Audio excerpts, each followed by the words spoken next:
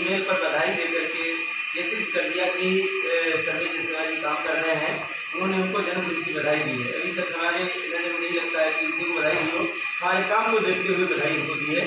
इसलिए और हम निरंतर क्षेत्र में जा रहे हैं, काम कर रहे हैं। पार्टी की उपलब्धियाँ जो हमारी पार्टी ने आज तक जन कल्याणकारी योजनाएँ चलाई हैं। पहले हमारे 3 महीने में राशन नहीं मिलता था, अब महीने में 3 बार राशन मिलता है। 50 वर्षों से जिनको बेघर थे उनको घर मिल गया है, शौचालय मिल गया है, गैस कनेक्शन मिल गया है। जिन गाँव में बिजली पहुँचने का कभी कोई उम्मीद नहीं थी, उन गाँव में बिजली पहुँच गई है। इस वजह से हम और ये योजनाएँ हम घर घर तक पहले भी मैंने पहुँचाई थी और हमारी ही उसका कहना मेहनत का नतीजा माननीय विधायक जी को मिला था। इस बार हम पूरी तरीके से आश्वस्त हैं कि हम टिकट हमको मिलेगा। जाति समीकरण के हिसाब से आपकी जाति विशेष को एक पार्टी विशेष से जोड़ के देखा जाता है और उन्हीं के मत समझे जाते हैं। इस बारे में आपका क्या कहना है? देखिए, भारतीय जनता पार्टी में कोई जाति समीकरण नहीं है, कोई पार्टी समीकरण नहीं होता है। केवल जो मेहनत करता है जाति के आधार पर देखा जाए। सोनी सिंह आज वर्तमान में विधायक हैं।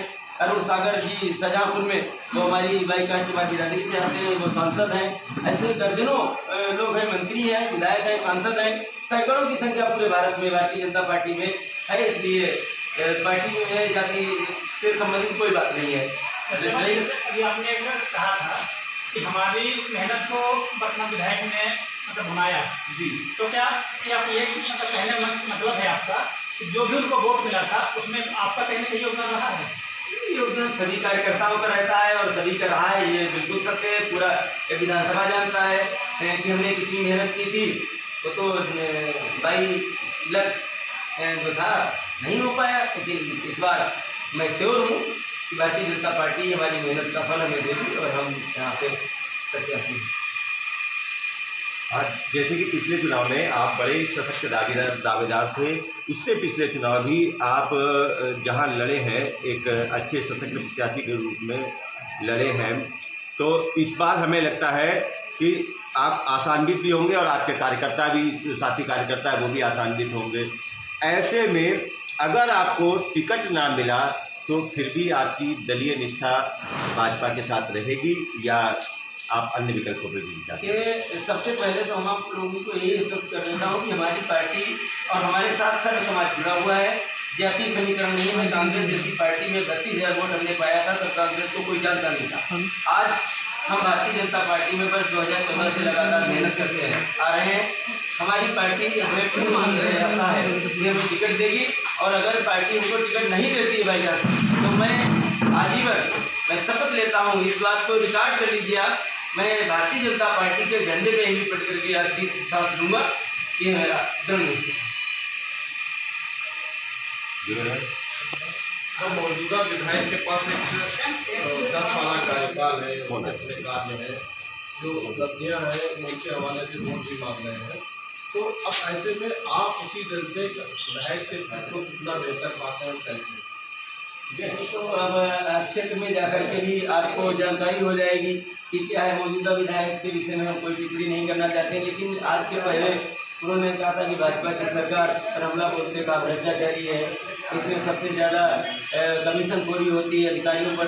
पार्टी को कई बार उन्होंने टारगेट किया। इसलिए हमें नहीं उम्मीद रखती है भारतीय जनता पार्टी आज विश्व कोरोना के मामले में भारत एक विकास देश होने के बावजूद भी आज हमारा देश बहुत बड़ा निर्यातक बन गया है दवाई का। आज और जो हमारे देश में कोई ऐसी घटना नहीं घटी जो कि जो विकास के विकसित देश थे वहाँ तराई मच गई। लेकिन हमारे माननीय नरेंद्र मोदी जी और माननीय योगी आदित्यनाथ जी की अच्छी सूझबूझ और सक्रियता के कारण हमारे देश का कोई जनहानि नहीं हुई, क्षति हानि नहीं हुई। फिर भी माननीय जी ने एक दिन कहा कि वो उसका कारण ऑक्सीजन की कमी से ऐसा हुआ है। तो हमें नहीं लगता है कि पार्टी इस तरीके के कोई निर्णय लेगी ऐसा नहीं। अगर आपको टिकट मिलता है तो आप ये मानते हैं कि आज क्षेत्र में एक बहुत बड़ी समस्या गौवंशों को लेकर है। गौशाला बनाया गया लेकिन फिर भी गौवंश फसल बर्बाद कर रहे हैं, किसान उससे परेशान हैं। तो ये आपके सामने बहुत बड़ी चुनौती होगी जब आप ग्रामीण क्षेत्रों में वोट मांगने जाएंगे। जी, हमारे सामने ग्रामीण क्षेत्रों में जब हम वोट मांगने जाते हैं ये बिल्कुल सत्य है। तो मतलब लेकिन गौवंश माननीय मोदी जी, माननीय योगी जी इस पर बहुत सारा पैसा खर्च करते हैं, लेकिन कुछ अधिकारियों की मानसिकता सही न होने के कारण वे उस गौशाला पर विशेष करके ध्यान केंद्रित नहीं करते हैं। हम जिस दिन ये क्षेत्रीय नेताओं की भी थोड़ी जिम्मेदारी बनती है, अधिकारियों की भी जिम्मेदारी बनती है कि इस पर ध्यान दिया जाए। और गाय हमारा अभिन्न अंग है, गाय हमारी माता है और बिना गाय के हम लोगों का जीवन अधूरा है। इस पर हमें बड़ी मेहनत करने की आवश्यकता, बहुत नहीं छोटा सा कार्य होगा जिस दिन आप लोगों का आशीर्वाद मिला सभी का। और हम तो सबसे पहला काम 6 महीने के अंदर सबसे बड़ी समस्या को ही समाप्त करेंगे। क्षेत्र में बिजली, पानी, सड़क, ये आपकी सरकारें जो भी सरकार आती है वो उनका मुद्दा होता है। अगर आप चुनाव लड़ते हैं, आपका इस गोपामा विधानसभा के लिए विशेषकर क्या मुद्दे होंगे, इसको लेकर आप जनता के बीच में? एक सवाल ये भी, अब की आप एक नए एजेंडे के साथ आते हैं मैदान में, अब की आपके एजेंडे में क्या विशेष है? निजी जी, हमारे एजेंडे में सबसे पहला प्रमुख मुद्दा होगा हमारा युवा पढ़ने लिखने की बात। वो दिल्ली, नोएडा, गाजियाबाद 7,000 की नौकरी के लिए जाता है। हम उसके लिए कोशिश यही करेंगे कि किसी भी हाल में कुछ भी करना पड़े, हम लघु और कुटीर उद्योगों को गोपामा, पिहानी तीनों कस्बों में विकसित करेंगे ताकि हमें हमारा रोजगार यही मिल सके हमारे युवाओं को। दूसरी शिक्षा पर और ज़्यादा माननीय योगी जी ने, जब से आपने देखा होगा प्राइमरी स्कूलों की बाउंड्री हो गई है, प्राइमरी स्कूलों में टाइल्स लग रहे हैं, टंकियां लग रही हैं, सारी फैसिलिटीज इंग्लिश मीडियम में तब्दील हो रहा है। बस थोड़ा और मेहनत अगली सरकार जैसे ही आएगी, primary school, junior school English medium से बेहतर शिक्षा देंगे, ऐसी मेरी कामना है। अभी आपने कहा कि योजना बताएं, उज्ज्वला योजना बताएं, शौचालय बताए, आवास बताए, उज्ज्वला कनेक्शन तो बांटेगा, लेकिन गैस के दाम एकदम से इतने 900 सिलेंडर 450 सिलेंडर 900 का मिल रहा है, सब्सिडी की नाम मात्र 25 रुपये आती है। ये क्यों हुआ, इसके बारे में आप क्या करते हैं? सर ऐसा है, इसमें थोड़ा सवाल ये भी है कि पेट्रोलियम आपके बढ़ते हुए रेट क्या कहीं ना कहीं आपके ऊपर नकारात्मक प्रभाव नहीं डालेंगे आपके चुनाव पार्टी के चुनाव? भारतीय जनता पार्टी की सरकार माननीय नरेंद्र मोदी जी का उच्च नेतृत्व एवं अच्छे नेतृत्व की वजह से इस पर कोई फर्क नहीं पड़ेगा। और जो पेट्रोलियम पदार्थ हैं, गैस की बात है, पहले गैस कनेक्शन थे मात्र 20, अब 2 करोड़ है। तो इस वजह से जब उपभोक्ता जैसे किसी चीज़ की जब मांग बढ़ती है तो उसके मूल्य स्वतः ही बढ़ जाते हैं, जिसकी वजह से क्योंकि ये अंतर्राष्ट्रीय चीज़ है, कोई हमारे देश में इसका उत्पादन मात्र 15% होता है, उसमें भी आज की खपत के आधार पर देखा जाए तो मात्र 5% होता है। 95% पेट्रोलियम पदार्थ हमारे देश को आयात किया जाता है। इसकी जब खपत बढ़ेगी, जिसकी मांग बढ़ती है, उसका मूल्य स्वतः ही बढ़ जाता है।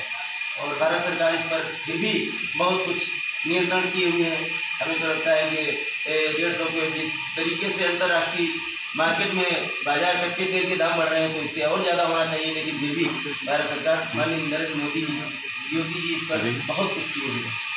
अच्छा, अगर आपको टिकट जैसे ये जो है किसान आंदोलन चल रहा है, लंबे समय से चलता रहा है, क्या आपको नहीं लगता है कि आपके इलेक्शन में इसका प्रभाव पड़ेगा या किसान आपके नाराज रहेगा? देखिए, आपको बताएं, अब ये बहुत ही वैसा क्वेश्चन आपने पूछ दिया, लेकिन मैं आपसे ये बता रहा हूँ, जब से किसान आंदोलन चला है, ये किसान आंदोलन है ही नहीं। सच्चाई में किसान आंदोलन नहीं है।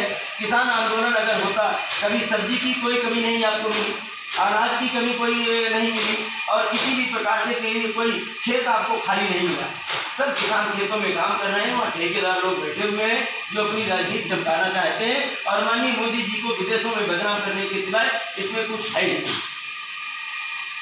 आप पिहानी में निवास करते हैं, पिहानी की नगर पालिका को लेकर भ्रष्टाचार के आरोप कई लगे, किसान यूनियन ने धरना प्रदर्शन भी किया। विवादित बयान कोई नहीं देना पड़ता। और एक बड़ी संख्या आपने पिछली बार भी वोट दिया था, बड़ी संख्या में इस बार भी वोट देने की आपको आशा है।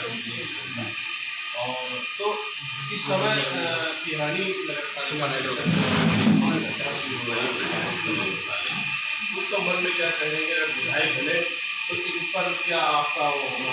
देखिए, अगर आप लोगों के आशीर्वाद से, वोट सपोर्ट से, जनता के वोट सपोर्ट से हम विधायक बने तो सर्वप्रथम पिहानी का मैं ऋणी हूँ। जब वर्ष 2014 में 12 में हम चुनाव लड़े थे तो पिहानी सारे के सारे बूथ हम जीते थे, गोपामाओं के सारे बूथ हम जीते थे, क्योंकि आम जनता ने हमको जिताया था, जितने मठाधीश थे दूसरी सपा और बसपा में थे। इसलिए पिहानी गोपामाओं दोनों ऐसे कस्बे हैं जिनका मैं ऋणी हूँ।